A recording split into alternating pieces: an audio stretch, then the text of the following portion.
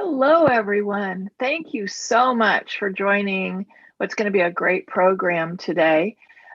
With us, I have a man that you guys probably already know already, Colin Smith, who is behind the very popular Photoshop Cafe education materials, mostly on YouTube at this point. I guess you also, do you still produce? I guess you aren't doing many DVDs anymore. That was back in the day. Yeah, we do downloadable and streaming courses now too. Yeah. Yeah. Anyway, Colin's an expert on all things Lightroom. As you know, he's a drone photographer, a Lightroom expert, a Photoshop expert, just a great friend to Adobe all around, and a real treat for us to have him today with the topic of advanced kind of Lightroom classic tips that everyone should know. If you guys have any questions, throw them in the chat so I can get them to Colin throughout his presentation. And I'm going to be quiet now and let Colin take over and educate us for the next hour. Thanks, Colin. Thanks for that nice introduction, Kathy. And thanks everybody for joining us today, giving up a little bit of your day to dig a little bit deeper maybe into Lightroom Classic. Maybe some of you it's new to you and some of you have been users for quite a while. So we're going to be looking at some different things. We're going to look at some things that are brand new, and then we're going to look at some things that have been around for a while that are very powerful. So I'm just going to share my screen with you all now and we'll get started. All right. Okay, so the first thing that I want to start with is super resolution, because this is super exciting. It was just recently put into Camera Raw, and I'm sure a lot of you are probably aware of it, but this is a way that we can take a photograph and we can increase its resolution by 4 times. So it's literally becomes twice as wide, twice as high, and I'm super excited about this for a number of reasons, but one of them is now we can take a smaller image and we can print it at a larger size. And also it's good for when you're doing things like a camera, say, for example, I have a Sony a7S III, which is an incredible camera for video, but unfortunately, you know, it's small file sizes for photos. It's a 12 megapixel. The reason for that is so it does just ridiculous low light. But previously, I couldn't really do a lot with print with those photos, but now I can.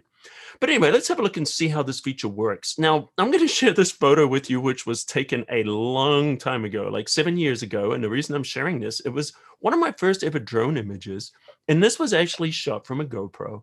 And this was actually a capture of a still frame from a GoPro at 1920 by 1080. The reason I'm sharing this is that you can see that this is going to work on TIFFs, it's going to work on JPEGs, and of course it's going to work on RAW files.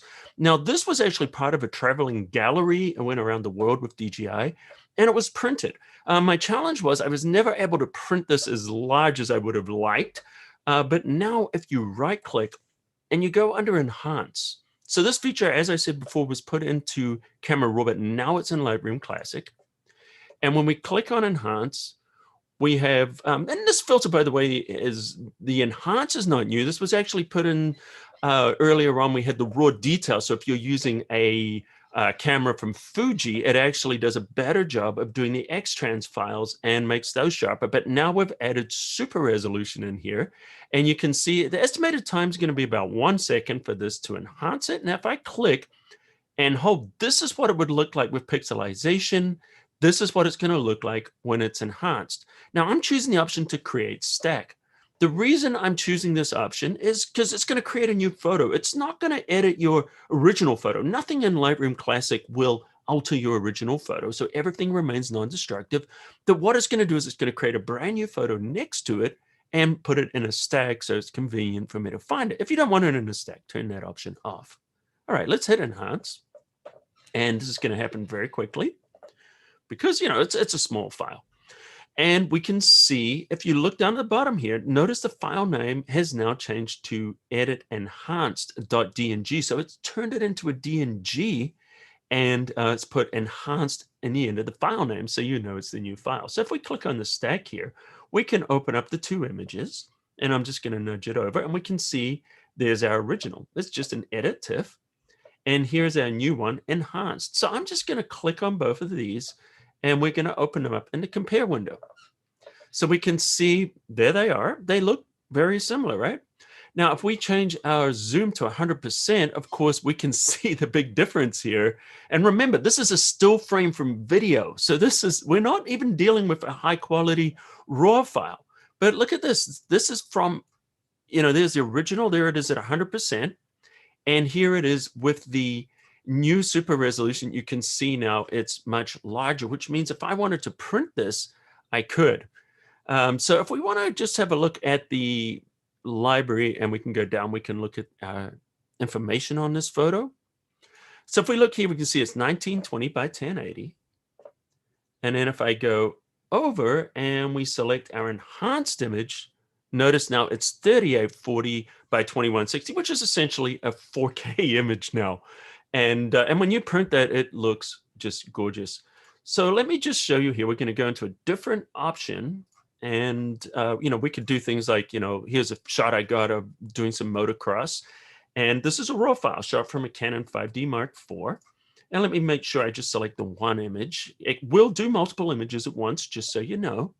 But I'm going to right click and I'm going to choose Enhance. And we can apply the super resolution, of course, to a RAW file. Let me just click on Enhance right now. And you can see at the top left, it shows the progress bar. And there we go.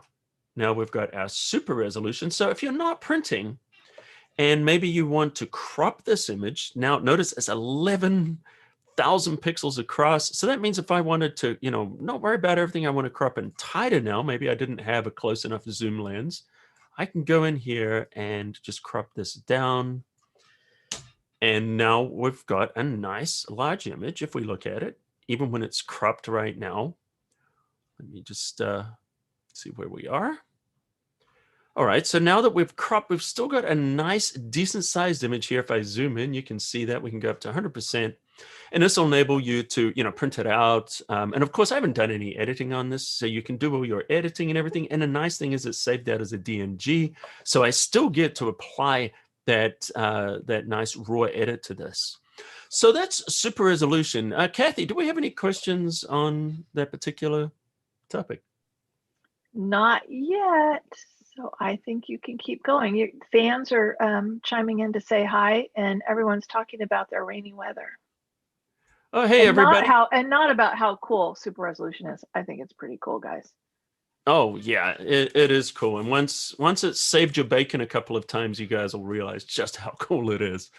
So if you've got any questions, just pop them there into the chat, and I'll pause momentarily and we can look at those. So the next one we want to look at is range masking.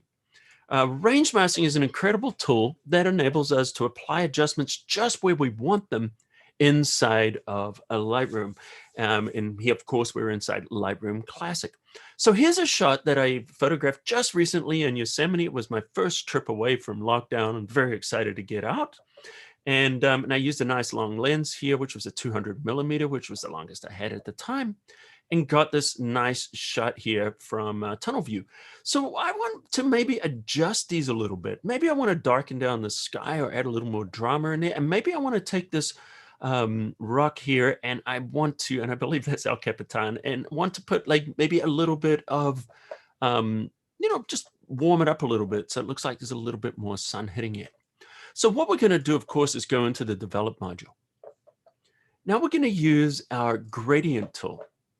Now we could use the brush if we wanted, which is our adjustment, and we'll look at that a little bit later in this session, but we're going to use the gradient right now, and I want to add some drama to the sky. So I'm just going to click and drag down. Now, if you want to get this perfectly horizontal or vertical, here's a little tip. Hold down the shift key, and the shift key will lock it so you don't have to try and balance it just right, because that's quite difficult to do.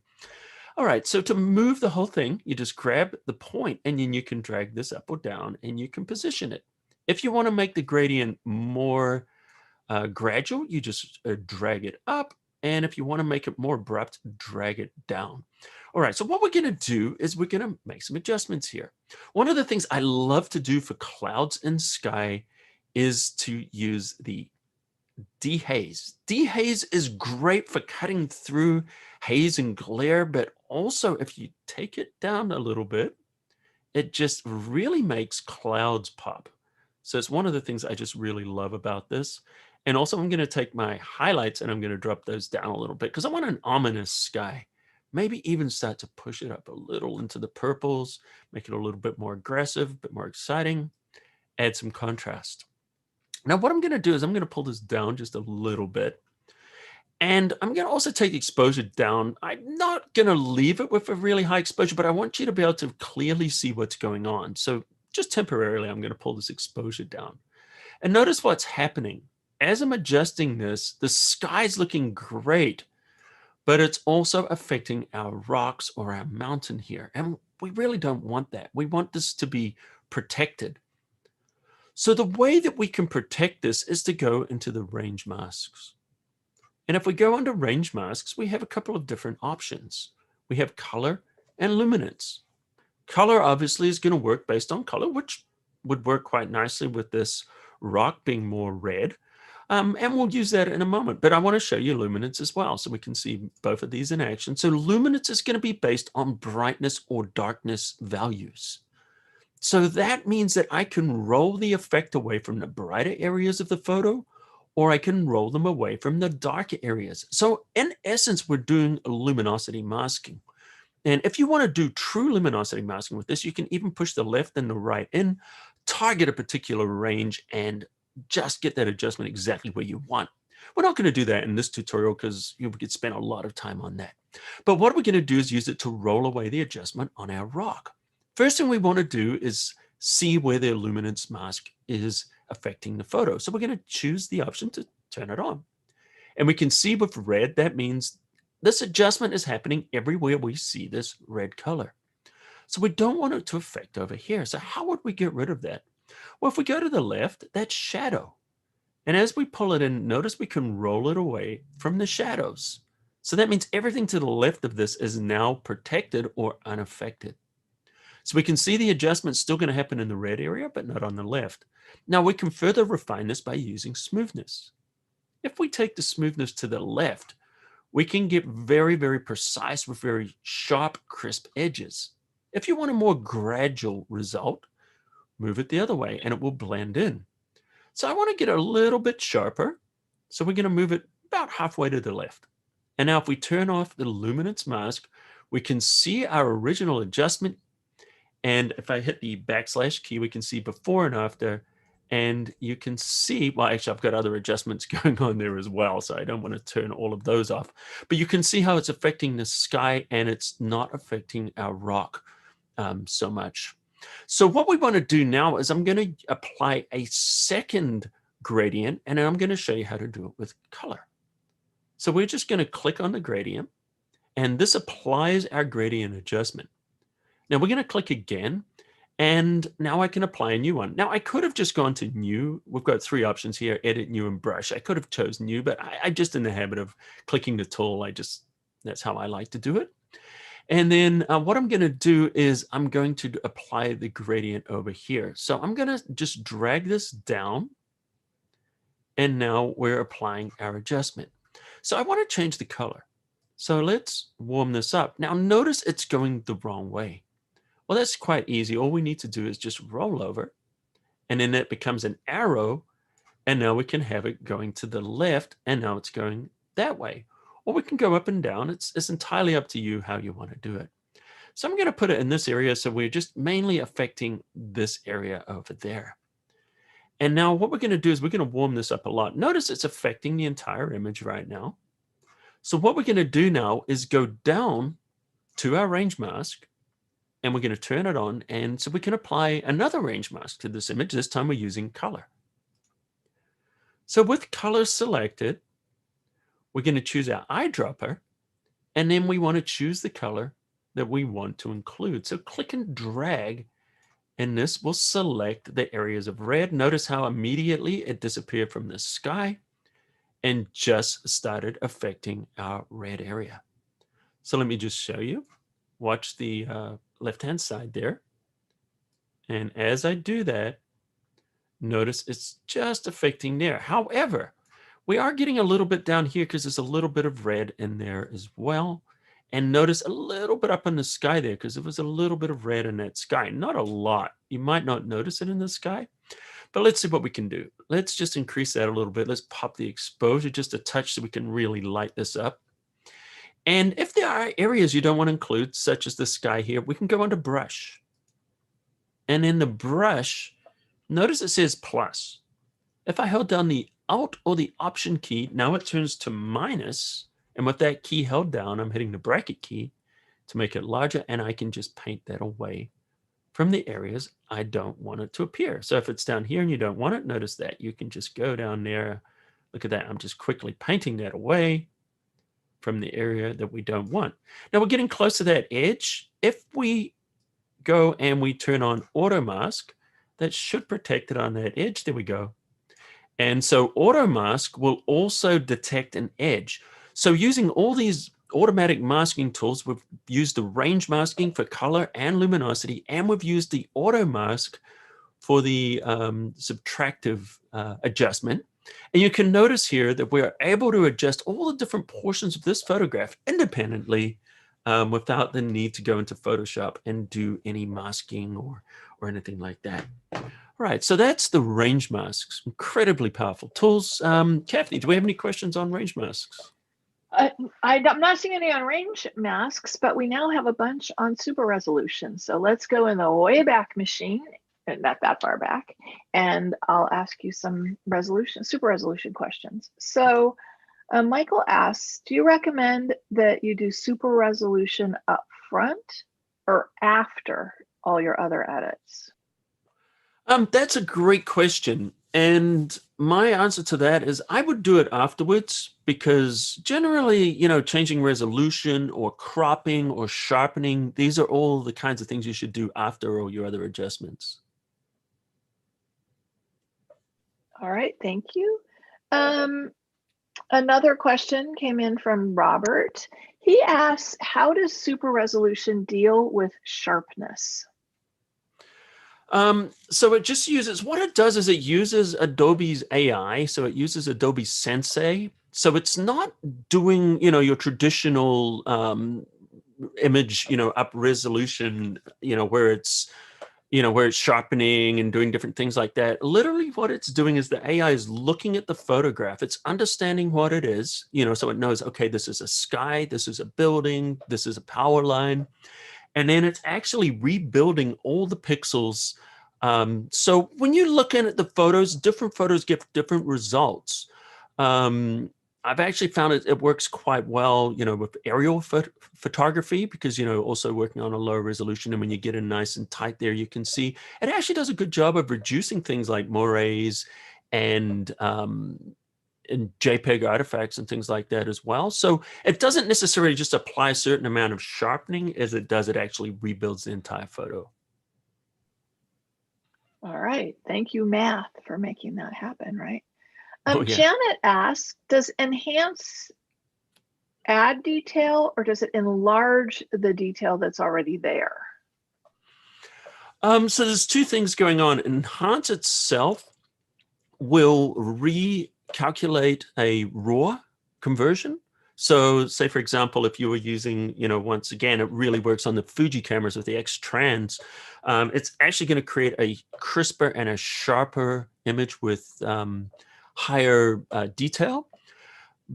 You won't really see a huge difference on other sensors other than the Fuji. I've kind of experimented with, Sony and Canon. It doesn't make a huge difference. But when you use super resolution, it's literally creating a larger file. So everything is being enlarged. So you get a photograph that actually has 4 times the resolution. But if you're just using the regular enhance, it was really put there for those Fuji cameras.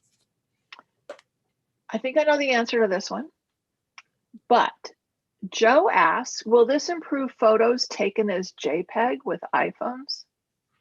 Yes, absolutely it will. Nice, simple answer, right? Yeah, I liked it. I could have done that one, I think. That's probably what I would have I think said. you could have, yeah. I think so. I'm Junior Colin here. All right, we have a couple of related questions. So Bob asks, can you compare contrast with other image enlarging software? And then Michael asked the question, how does SuperRes compare with Topaz Labs AI Gigapixel? All right, I've got this question quite a few times on my YouTube videos. And so first, I'll give you full disclosure. I don't use a lot of other plugins. Well, there are some plugins I like, but I haven't used the Topaz option. So one thing I know is, I already have Lightroom and I have Photoshop, so it's free. But from other people that have done tests, the results are very similar.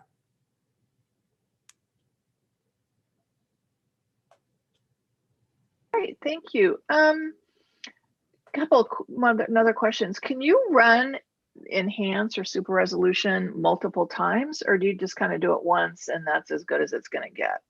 Yes, you can only run it once. It's if you try to do it, let me show you if I grab an image that has already been super resolutioned, if that's a word, and I go under enhance, it's already enhanced. So Lightroom knows. Now, I'm sure you could probably take it into Photoshop and convert some pixels or strip the metadata out, or maybe even change the file name and take enhanced. I'm sure there's a way you can hack it and do that, but I wouldn't really recommend trying to do it more than once unless you absolutely just you have no other option. But generally speaking, no, you're only supposed to apply it once. I think we're creating some confusion. That's the universe around naming. Carla thinks that we can only use enhance on a raw file, which I believe to be true, but super resolution can be used on any kind of file. Is that true? That is correct, yes. Okay. Phew, I'm junior Colin Because if today. you're on a JPEG or a TIFF and you right click, you're just going to see enhance. It's just going to be grayed out, and super resolution is going to be the only option you can use. All right, one last question. I'm wondering if there's a workaround so we can help this individual. Randy wanted to know if any of these techniques are available in Lightroom 5, and I answered no, it would be in the latest room of Lightroom. However, Colin, if you're using the latest version of Photoshop, you can get to super resolution through Adobe Camera Raw. Is that correct? Yes, that is correct. If you have Photoshop or I believe even After Effects has access to Camera Raw. Yes, you can do it in Camera Raw through Bridge. All right, last question on this topic from Sandy.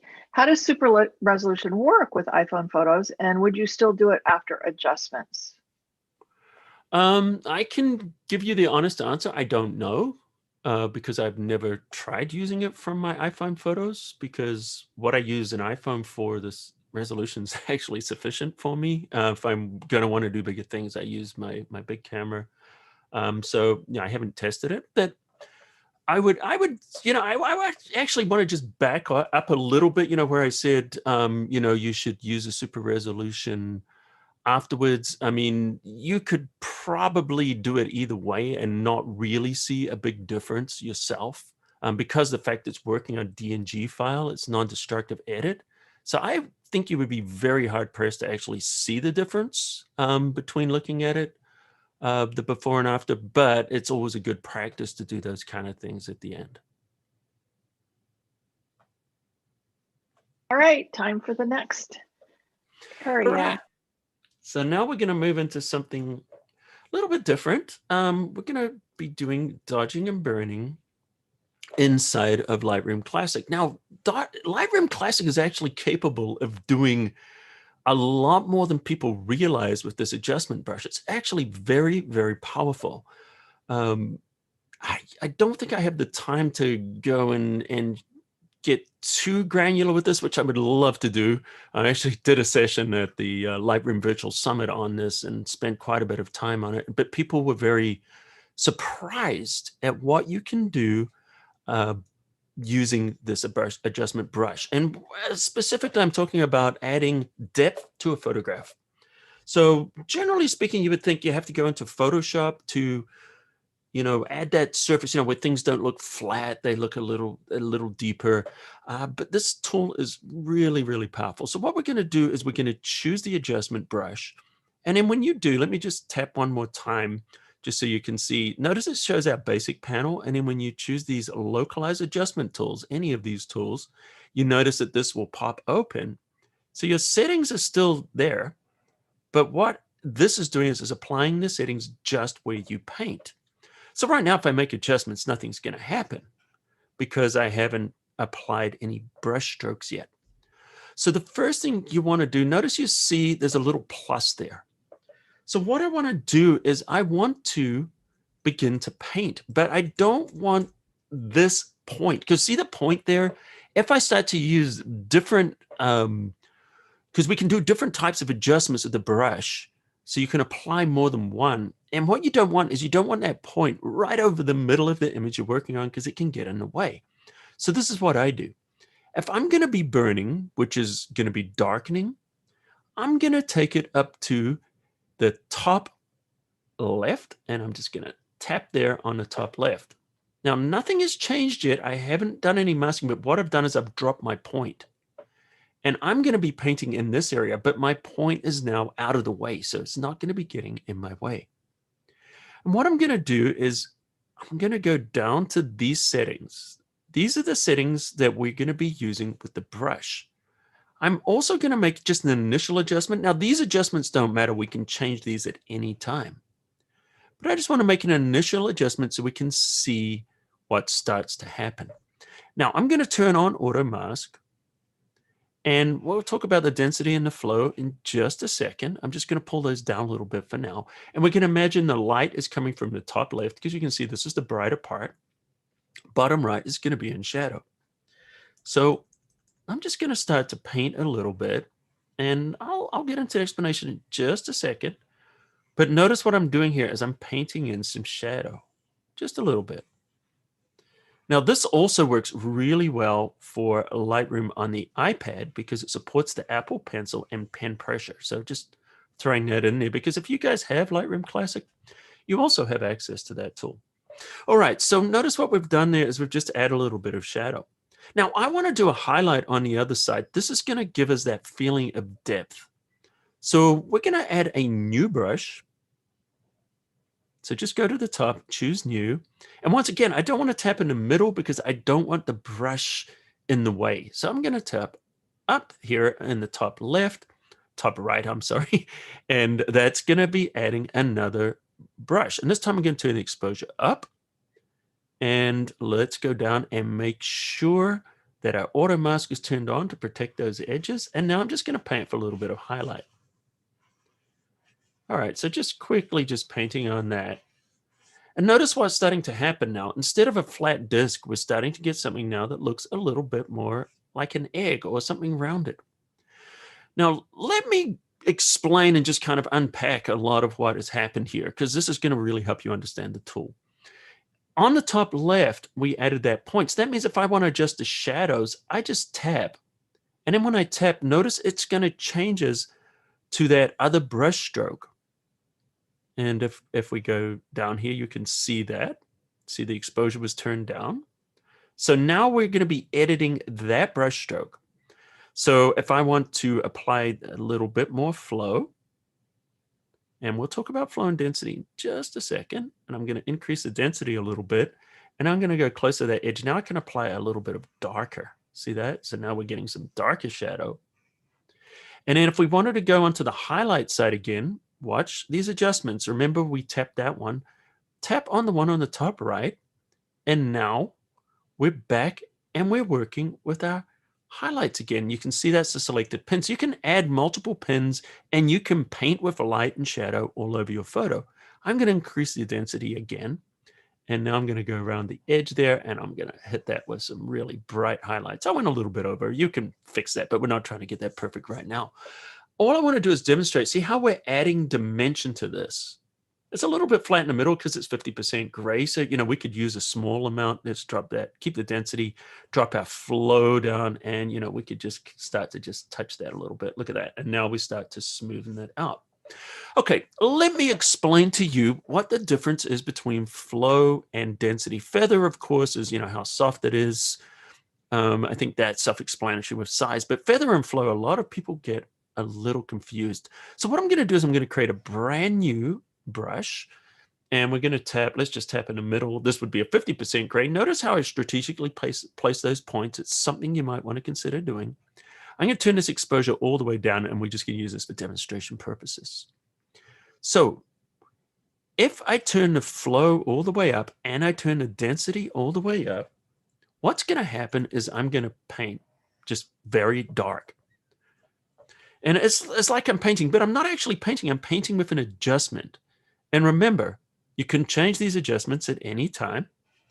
And all of these, I'm just using exposure just to demonstrate, but we can apply any of these, which is great for adding colors to different shadows and different things like that, if you're really artistically inclined. All right, so what happens is if we use the density, let's bring our density down to 50%.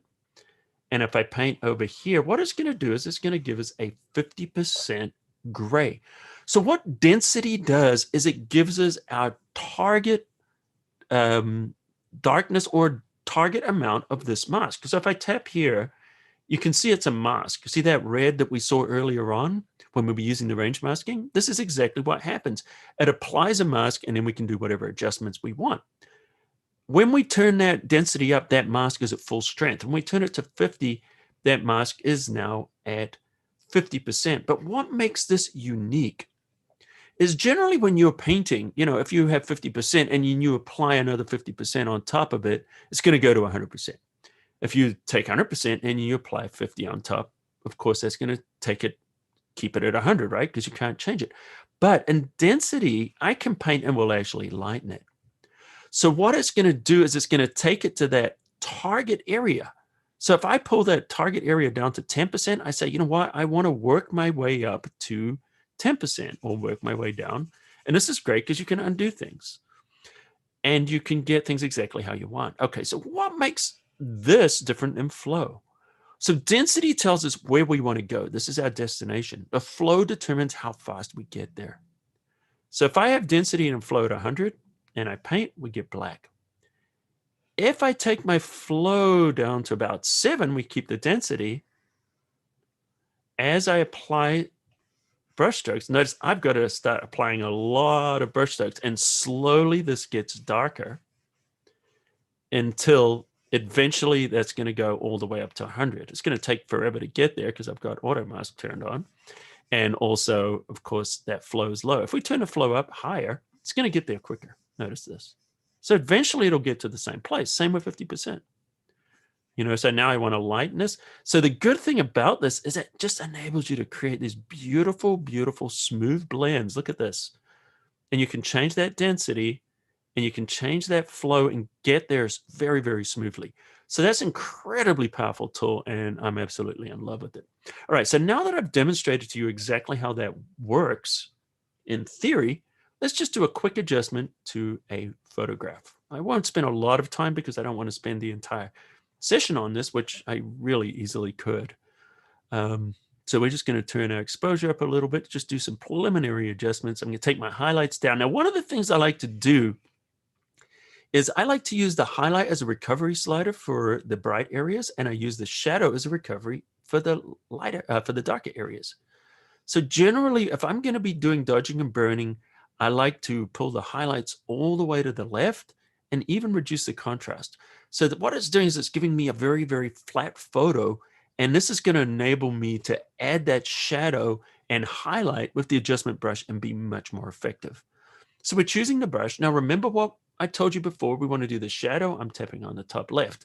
Now, if you ever wonder why I tap the top left for shadow, top right for highlights, I do it the same time every time, so I always know what it is. But if you look at any of the sliders inside of Lightroom, left is shadow, right is highlights. So that way I always know it's very just consistent that way. Okay, so I want to take the exposure and I'm going to drop it down. And let's go have a look at density. I don't want to make this completely black anywhere, so I'm going to set that target for about 80.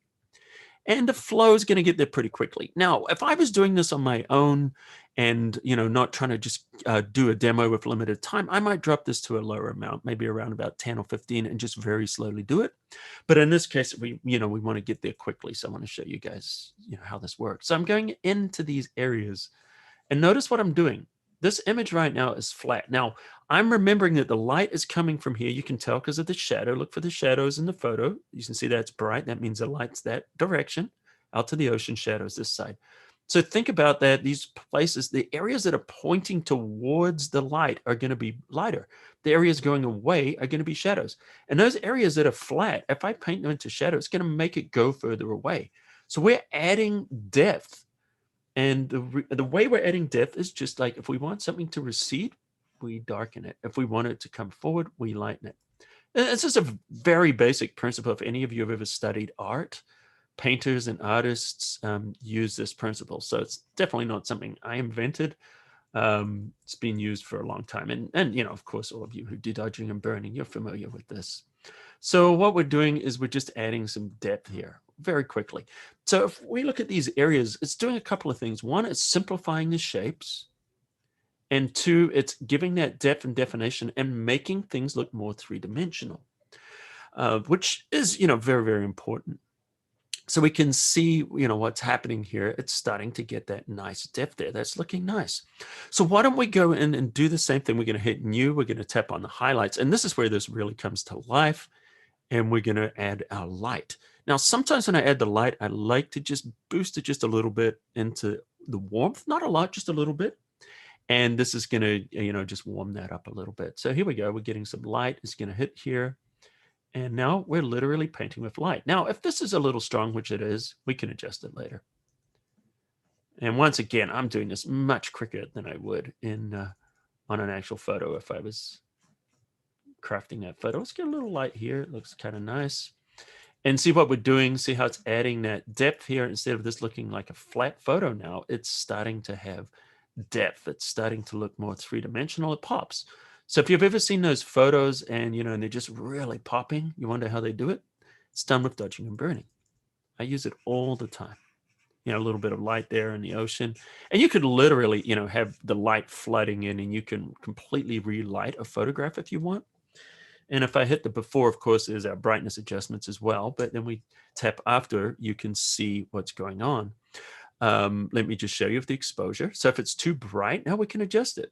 So there we were with no adjustment. And let's just put a little bit of that lightness in here. And maybe that color, if you want to make more color, you can increase it. See that? So you have complete control. And of course, we want to do the shadow, tap on the shadow. And if the shadows are too much, there it was before the shadow, there it is afterwards. You can make those deep as you like, and maybe even make slightly blue. Just add that little bit of color in there. And that's how we make that photo pop with dodging and burning. Oh, Kathy, any questions on that? Yes, there are. I've got a few. One of them was going back, I think, still to super resolution. But Ronaldo asked, can you print a raw image and where do I go to do it? Yes, you print it from Lightroom Classic. You'll see there's a print module on the screen here. You can choose print. And obviously this is connected to a desktop printer.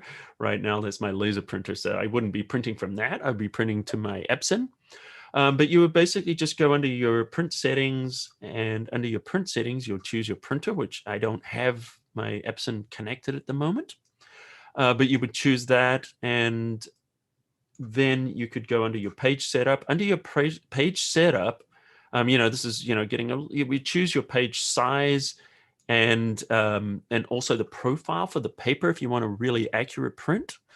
So make sure you download those profiles. I use the Epson P800, and you know, download those, and they work specifically for your printer and the paper that you're working on. And then you would just literally just hit print, and away you go. So your printer settings are here. Your print is there. So just set up everything over here and then go over there. And then under the printer, that's where, once again, I don't have a decent printer connected to this for printing photographs. All right, thank you. Edward had a question. Can you name your brush so it's easier to know what you are doing? No, unfortunately, you cannot name your brush, which is why, you know, I always just use the method of positioning them on a page so I know where they are. So I would encourage you to come up with your own system of where you're going to put the brushes and do it every time. And then you don't really have to think about it anymore after that. All right, that's it for now. We've got about 20 minutes left for you to show us more tricks. All right, let's move on. So we're going to look at color grading. And one of the things I want to look at right now is another new feature that just dropped in the last week. And we've got a whole bunch of new presets. And I know everybody loves presets. They're incredible. Just even if the preset doesn't get you exactly where you want to go, it's a great springboard. And quite often it will get you where you want to go. So we're going to go into the develop module, and under the develop module is where we access all these good things. Now, of course, in the library, we can access a preset from the library, but I don't really generally do that. I like to look at my photo nice and large and work on it this way. So what we're going to do is look at some of these new presets. So I'm going to choose this photograph here that I shot at Newport Harbor. And if you look on the left, and I've got them all here, I've got them all collapsed at the moment. See the, open at the moment.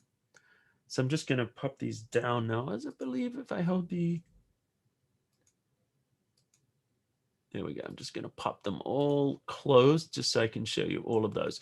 So these ones here are all the new ones. So we've got 7 groups, I believe, or I can't count. Yeah, 7 groups of presets, and there's something like 70 or 80 presets. We got 3 of them that deal with skin tones, and we'll look at those in a second. But then we've got cinematic, futuristic, vintage, and travel. So cinematic is fun. We can go and get these kind of cinematic looks. And of course, you can just roll over. You don't have to click to apply these. We can just roll over and preview them. I like that one. Looks quite nice. And I think I like that one as well. That's quite nice. So you can just literally in one click change these. We've got vintage ones. You get all these different, and these kind of apply to those kind of vintage tones that you would get from film. Then we've got travel, of course, and all of these presets. Each one of these sets was created by a different professional photographer who specializes in these areas. So these are fine handcrafted presets that work extremely well. And of course, to apply, I just tap or click to apply. And what a preset does is it just basically it remembers where all the sliders are. So you could go here, you can say, oh, wow, they've made adjustments in the curves, luminance, and you can go through and literally see everything that's been adjusted. And this is a great learning tool too. So, I would encourage you to click on these different ones and look and see what was adjusted. So I'm just going to undo this right now, and it's going to take it back to the starting photo. And let's go down, and I want to look at the skin tones. Many years ago, I think about 15 years ago, I actually created a Black woman's magazine with Marilyn White. She was the publisher, and I did all the layout and actually designed the magazine, Precious Times magazine. It's still going today, I believe. And one of the things I learned very quickly is adjustments on dark skin tones are not the same as they are on other skin tones, and same with medium or light. So each skin tone is going to have a different type of adjustment. And one of the things you'll notice here is sometimes the adjustments, when I go under these presets, see how they like just, particularly when I go down here, they get very harsh. And see how it just blows out those areas and it becomes blotchy. It's not designed, but we now have 3 different sets of portraits designed for different skin tones. So we've got deep, we've got medium, and we've got light. So I'm using the deep skin, which just looks beautiful. Look at how beautiful this looks on our model here. It's just, these colors are just beautiful. They're crafted to work perfectly on these skin tones. Look at the difference. So I would definitely encourage you to have a look and start using these new presets. If nothing else, they're a couple of things. One, you can use them as a starting place. So we can click and we can see, okay, these are some of the adjustments. And of course you can go in and you can still edit these. If we want to open up the shadows a little more, we could do that. So you still have full control. So it's a great starting place and also an incredible learning tool. I can't stress that enough. You can learn so much just by looking at what other people have done with presets. Okay, so that's one of the things we wanted to look at there with the adjustments. Let's pop in here. And because we've got a little bit of limited time, I don't want to spend too much time in the color grading here because we've got other things I want to touch on. But let's move down And as you can see, this image here, I've already done a lot of work with HSL. Let me just hit the backslash key. This was the original photograph. And this is the photo after the adjustments. You can see I've done quite a bit of work, and I've been targeting these specific tones in here. Both, if we look in here, we've got the hue, the saturation, and the luminance. See how I'm going in here? Saturation is how much. So I really wanted to make these colors pop. So watch the saturation. See how if I take it down, it's low, but then I'm really getting that nice sunrise. So, you know, it's popping in here, but it's also grabbing this. And this light is shining through. It just looks so beautiful. And if I take the reds, notice by reducing those, it just gives me just the appearance I'm looking for in some of these other areas. Let's go to the luminance and see what happened here with the blue. See what, just by making those fine adjustments. And this, where's this affecting? If we look at the boat, where my cursor is right now, just adjusting the brightness on those blues in there enables me to pop those in a more natural way. So sometimes people forget to use the HSL. And one of the things in Camera Raw, because the adjustments inside of Lightroom Classic and Camera Raw are identical. And if you click on all, this is also being added where you get the hue, saturation, and luminance all in one place. So let's go down, and I want to look at color grading really quickly. Color grading is just something that's great. So we used to have, you know, the split adjustment, and now that, you know, has been replaced with a full three-way color corrector for all of our tones. So when we're looking at our basic color grading here, this shows our midtones, our shadows, and our highlights. As you can see, I made adjustments here already into the shadows and the highlights. If I double click, I can reset these. Notice a big difference we got there, and let's do the same thing for the highlights. And if you look at this, wow, what a difference. So what I did is we're going to add a little bit of blue into the shadows and a little bit of orange into our highlights. And this is actually going to give us that cinematic effect. You know, it's known as the blockbuster look, or the teal and orange look, very popular on Instagram.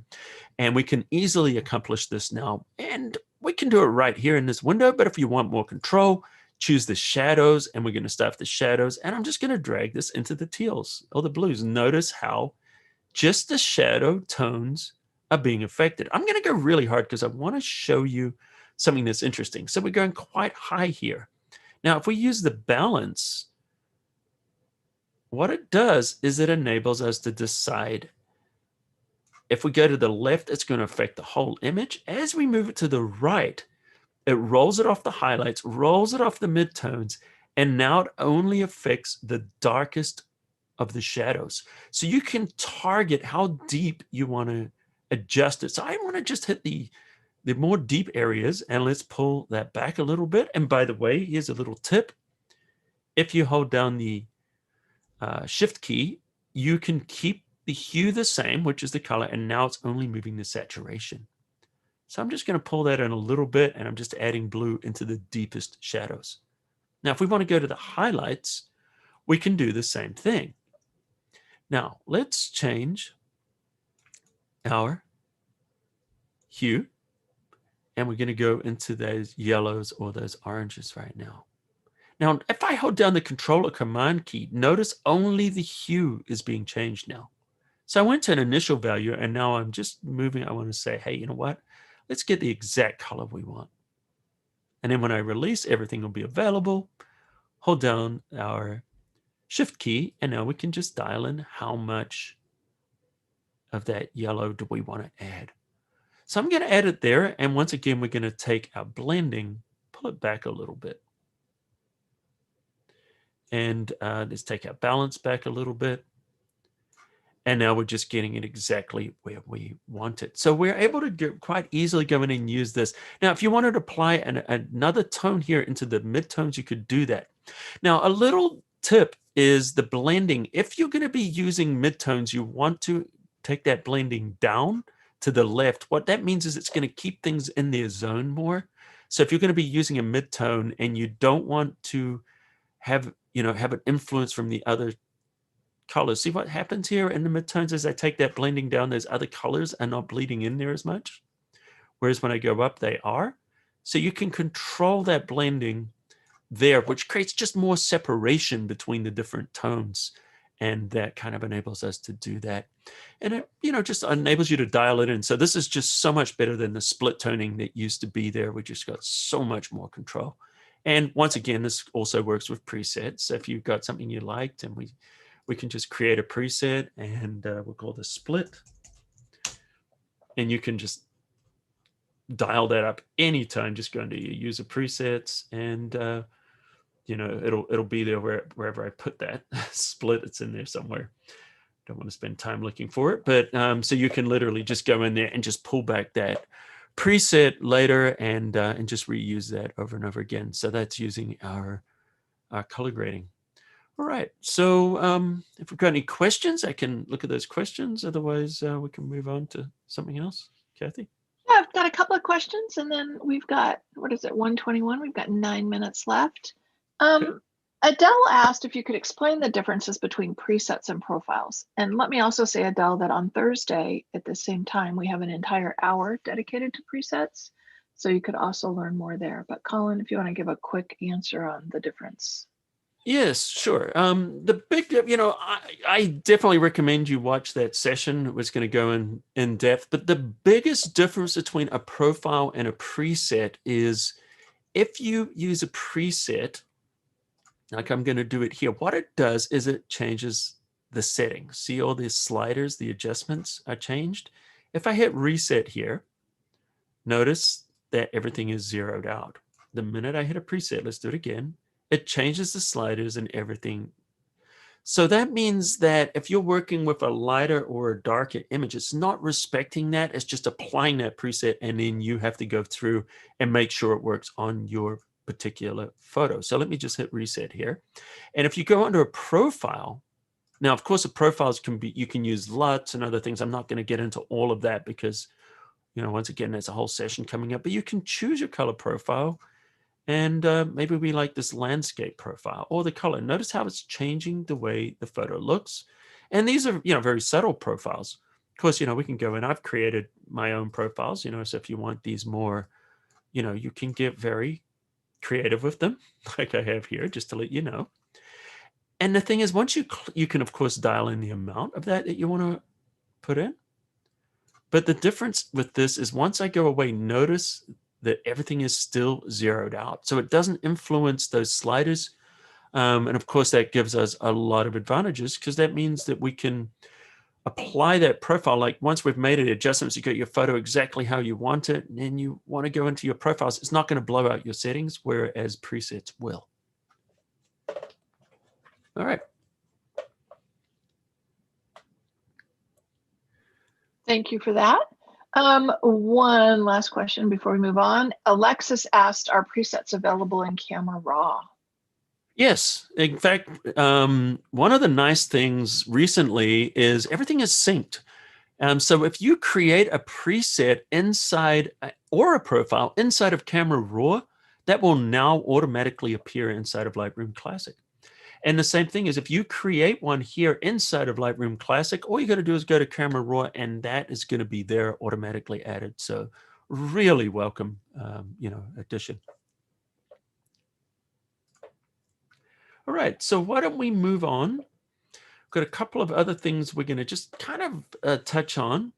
I want to do just these two really quickly, and then we're going to come back to this one so I can spend a little bit of time on that one at the end. So the vignettes and light leaks. So essentially a vignette, let me just go into the develop module here. And this is one of the moons where you saw recently. I looked outside and I was like, wow, that moon is amazing. And you can just really make those pop by adjusting the exposure. And this is straight out of camera.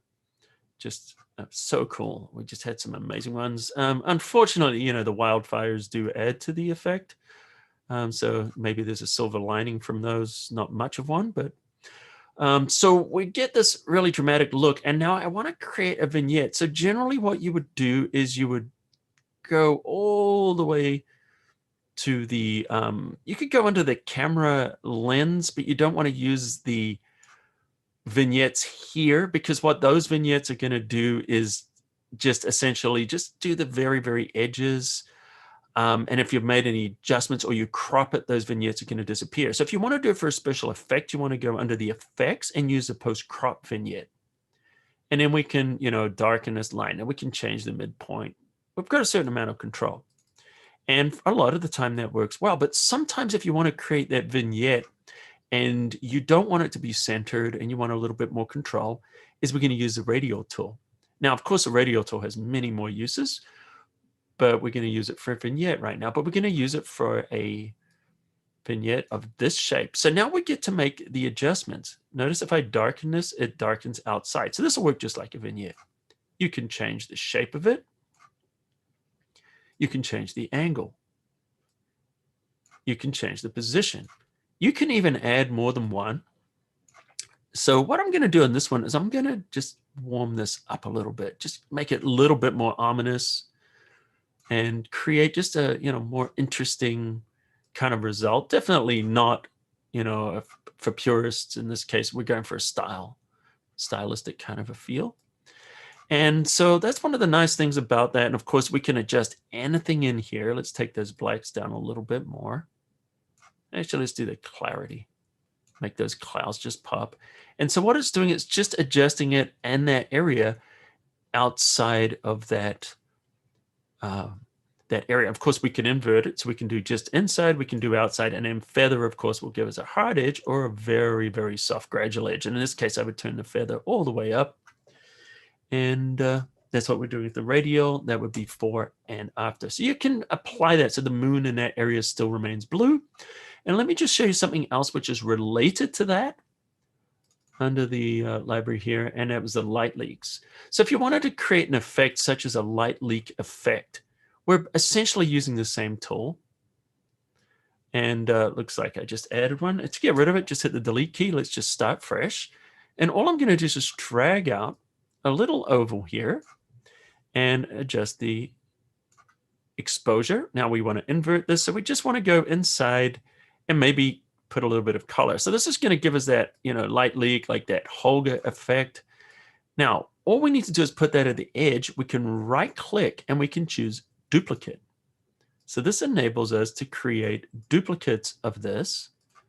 And of course, we can adjust any of the duplicates. We can change the size of them. We can change the colors, the shapes, all those different types of things. And this is going to enable us to create these light leak effects that people love so much. It's so funny because we spend so much time getting rid of them, but then now we spend so much time adding them to get these effects. And of course, you can put more color or whatever you want, but essentially that's just a more creative way of using that radial tool.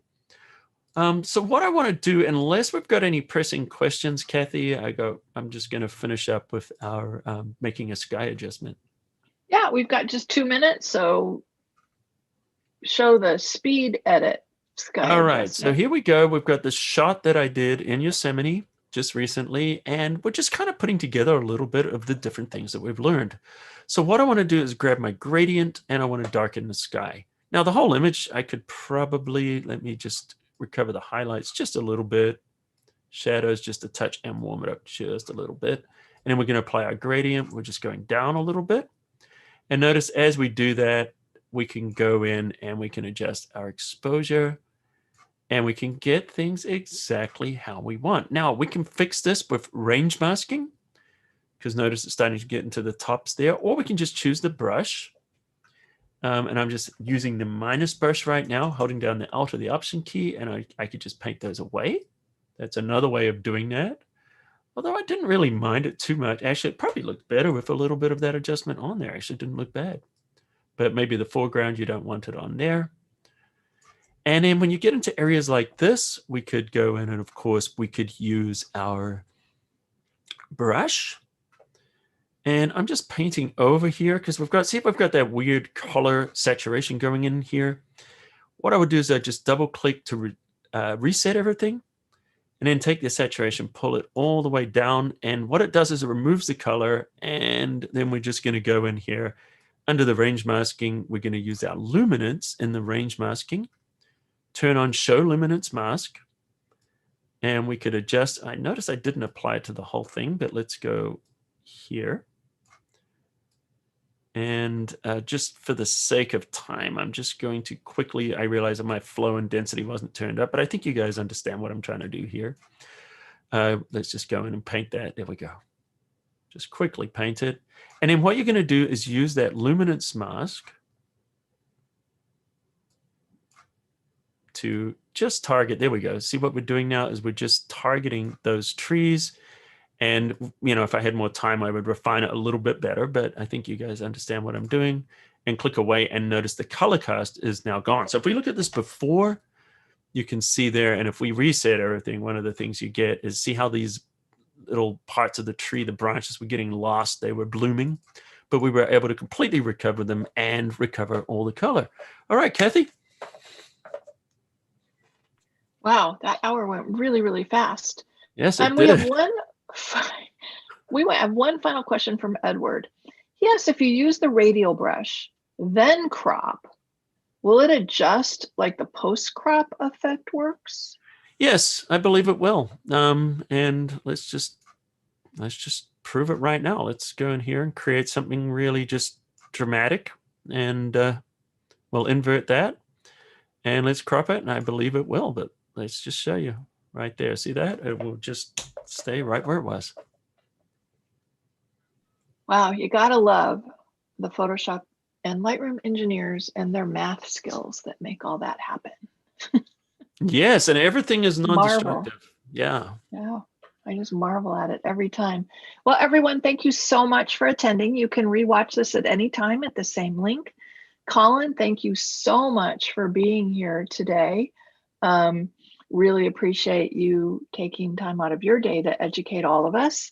And everyone have a great week. And as I mentioned earlier, on Thursday, we do have a session dedicated to presets. So that might be a good one to really up your preset game. Thanks, everyone. And thanks, Kathy. Bye-bye.